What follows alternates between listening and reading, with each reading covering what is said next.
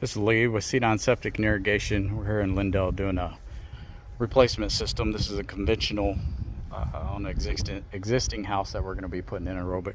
Field lines are actually over in that area right there. I'm not sure, I hadn't measured it out, but it don't seem like it's enough field line considering the soil type.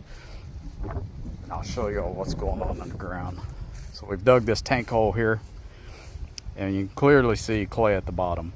So about 2 foot down, it goes from good class 2 soil down to a class 4 real quick. So you can see that right there.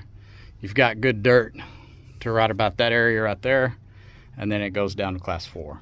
In order to have a conventional, you got to have at least a class 3 or better soil within 5 feet of the surface. If there's any clay within 5 feet, it has to go aerobic to be legal. And you can see this right here. You can see this kind of U shape right here. That's kind of it's like a little channel of good soil right in that clay. Sometimes underground it's kind of wavy as far as the clay and soil goes. But what happens is you get moisture and it comes down through the good dirt and it sits right here on the clay and it can't go through. And then you have your septic that's also trying to introduce more effluent into this level. And sometimes when we dig, there'll be a real soupy level right there that's just running down the wall because there's water sitting there.